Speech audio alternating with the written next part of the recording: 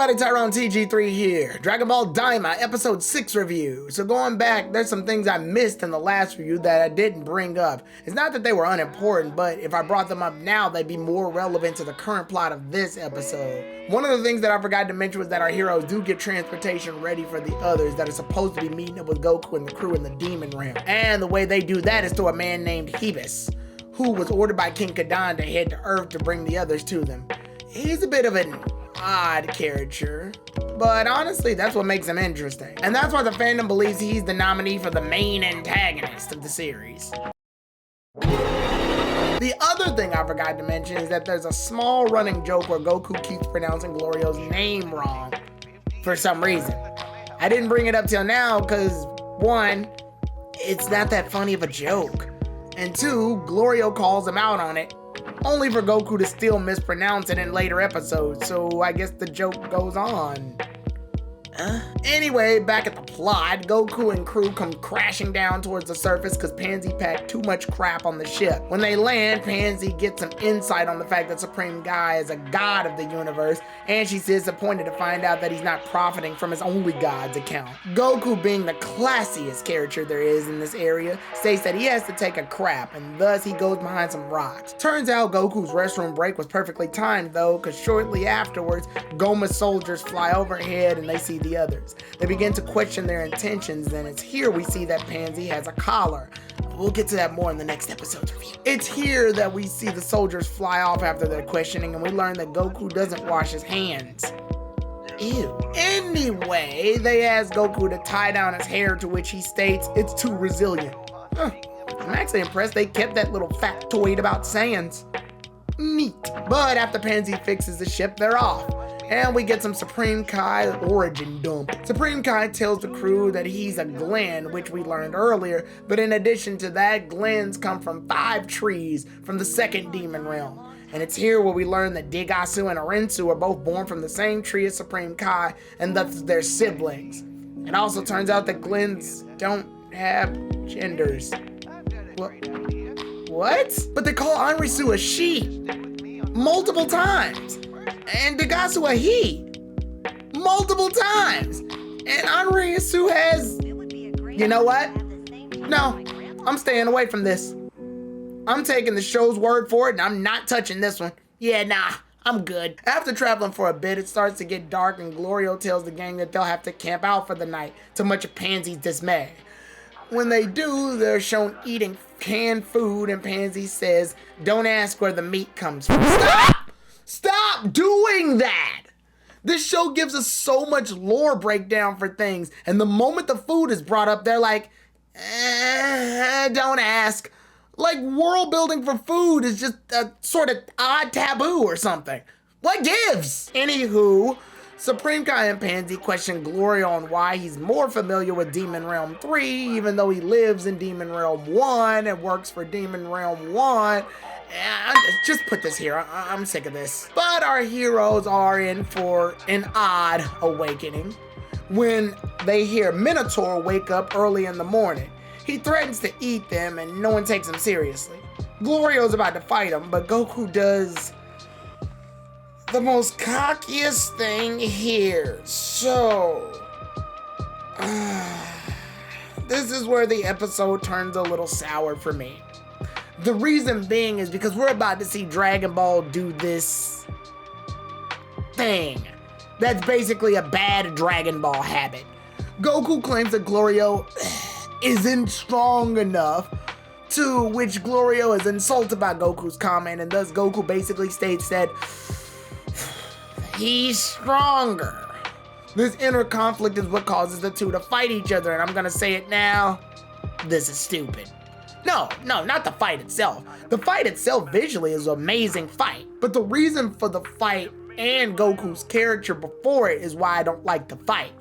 Now, you may have noticed I skipped a small scene when reviewing this episode. Well, I saved it here because I knew it'd be relevant here. When Goku goes on his pooping quest, Pansy asks Supreme Kai, is he really that strong? To which Supreme Kai states, he's the strongest one in the universe that I know of. I'm guessing he's excluding Beerus and Whis, and only because they're not supposed to exist yet, or maybe he's talking about mortals, whatever. But this line brought the worst type of Dragon Ball fans out, and the bane of my existence, and they usually seep straight from the floor panels of Twitter and the crevices of YouTube. They are power scalers. Now, Vegeta can solo this character at this point in the series, and that means that if he goes to the Cell Saga, then he can do the Superman thing because it's the original canon Dragon Ball. But this character can definitely make him worthy in order to go to this galaxy level. For those who don't know, power scalers are those who spend days, weeks, months, even years trying to calculate the very vague power system that Dragon Ball's provided and use that to form what-if matches and headcanon and plot holes in the show based on past and present performances. They're basically people that don't believe in strategy for winning fights. That if, say, someone had an imaginary battle number of 10,000 and they fight someone else with an imaginary battle number of, 10,001, then the character would be blown to smithereens because the math ain't mathin'. I hate this type of mindset. And yes, I see you all typing in the comment section, but Tyro, you're a Dragon Ball fan. Doesn't the show follow this logic? No, it doesn't. Not entirely, at least. There are a sizable number of times where big number equals win, but at the same time, there's always been a level of build-up or strategy behind it. The show's even gone out of its way to show that stronger doesn't equal better. Goku says it to Raditz when Raditz talks about his power level being higher than Goku's and Piccolo. Goku explains to Gohan that stronger Super Saiyan grade forms can't beat Cell because they come at the cost of speed. Frieza himself becomes stronger than Goku even after he becomes a Super Saiyan on Namek, but Frieza loses stamina, so Goku wins by war of attrition. Sadly, none of that matters to the power scaling community because they go straight to the results and ignore the steps to get there. It's one of the reasons I rolled my eyes when Goku made the statement, "He's too much for you," to Glorio. Not only does this undermine one of Goku's allies, and yes, I know there's foreshadowing of his betrayal, but the characters don't know that yet. It also tears down the very appeal I have of this series having a crew this time around. Through each episode, I've been praising Dragon Ball Daima for giving us a colorful cast that can do different things and have traits that are useful. This is because I love when a series can varietize characters and have them come together to solve an issue. One of my favorite fights in anime is in an anime known as Black Clover. Spoilers for those who don't watch Black Clover. In it, there's an arc in which the main character Asta fights an elf known as Veto. Physically, Veto is way stronger than Asta. However, Asta's not alone in this fight. There are two other members in his group named Vanessa and Fenriel, who have very specific powers. Vanessa can make magic threads that let her move things around, while Fenriel can make magic portals that cover short distances. The three combined use their separate abilities, and because of that, Asta is able to fight on equal footing with an opponent that was previously bigger and stronger as a threat for him. It's that level of teamwork that uses two other powers that would be nowhere near as good if they were separated.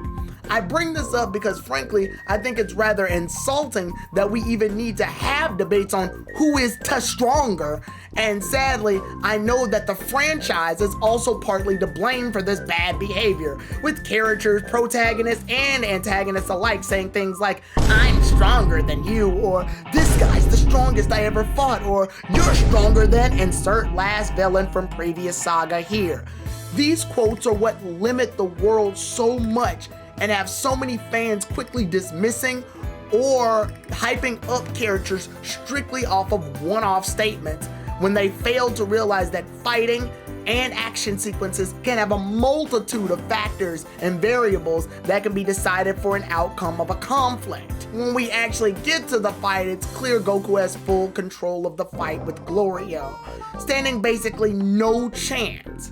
And again, I praise this fight visually for its animation. It looks glorious. But giving this episode a second look, I just feel so bad for Glorio. And extremely bad for any hope I had of the allies getting any external use while Goku is around. That Dragon Ball curse of Goku taking the spotlight that started in and later reappeared in Dragon Ball Super with Vegeta basically being guy number 2, rears its ugly head once again here with no chance of the others being remotely needed. I say that because in this fight, Glorio's whole gimmick is that he can use lightning. He can use it as a whip and as a beam.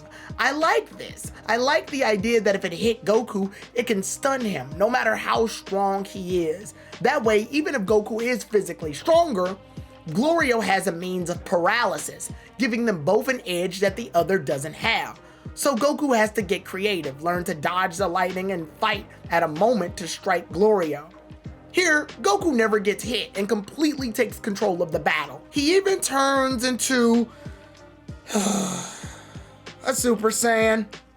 And what's worse, the other characters ask, Goku, what did you do? And Goku states that he was surprised that he could do it even as a kid. But you did it an episode ago. And like, the others saw it. Did they forget? Were they not paying attention? And why did Goku even say that line? He turned Super Saiyan literally an episode ago. I'm really pulling strings here, but I'm guessing Goku wasn't supposed to turn Super Saiyan in episode 5, but the animators must have forgot or were too busy trying to sell toys to notice. I remember a similar situation happened in Dragon Ball Z's Otherworld filler arc. Goku fights off against the Ginyu Force and turns into a false Super Saiyan. And that's only because the animators had him turn Super Saiyan to fight the Ginyu Force, but the writers didn't want Super Saiyan to be revealed to Pikkon because the two would eventually fight each other. And thus, to correct the mistake, they changed Goku's hair black, but still kept the spikes up and the aura. It's a silly mistake, sure, but it does the job more or less. Really feel like they should have done that here too. So the Super Saiyan transformation doesn't feel so awkward. Regardless, I don't care for the fight at all. Visually, it's fine, but narratively, it felt like nothing more than a pissing contest where the show needed to stroke Goku's ego for the sake of power scalers, placing a poor Glorio in a box that Twitter can use to put who would win in the tweets with him and some random character from Dragon Ball's past, while millions of fans duke it out on their phones and keyboards to explain how their favorite character solo no diffs. I'm over it. And honestly, this episode is my least favorite. I know there's no episodes of Daima that are filler, because there's no source material for this other than the series itself, but this episode definitely felt the most filler-y. Oh yeah, I almost forgot. The joke in the end is that Minotaur, if you remember him still, is so scared of both Goku and Glorio, he changes his mind on trying to eat them, and he sort of scoots away into the background. Fun gag, I guess. But much like how the characters ignored him, I ignored him too. We then cut to Earth with Bulma having Vegeta and Piccolo and Kibito attempt to fly off to the Demon Realm only for their ship to fail. Yep, that's how it ends. This is the weakest episode by far. Aside from the visual spectacle, there's nothing about this I care about. This is more than likely the power scaling episode and the build up for the chance for Glorio to betray Goku and the gang. And sadly, it's done in the worst way possible. Did we really need Goku to have a piss match against Glorio? Was that needed? Really? And the lore dump, it just feels like every episode now, Supreme Kai is mostly just explaining things that Dragon Ball Wiki users can use to add to their trivia page. And don't get me wrong, I love lore and world building as much as the next guy. I was praising it at the beginning, but some of these factoids feel like they exist just to give flavorless flavor tags. Stack that on top of Goku sizing up against Glorio for no reason, and we get the most generic episode in the whole lineup. I would have preferred Goku just let Glorio fight the Minotaur to show off his powers. That way, at least then we could have had Glorio still hold some mystery about him and see him overcome a strong foe with a unique demonic magic power. Then for comedic effect, We can have Goku state that since Minotaurs are cows, Goku wants to eat them. Glorio uses this as a threat, and then the Minotaur just tells the gang where the third Tamagami is. And that would lead to the events of episode 7. See? That's way better. A way better use, and it gives Glorio much needed spotlight. But instead, he's used as Goku's punching bag, who had potential, but those numbers and marketing were just too much for his character development.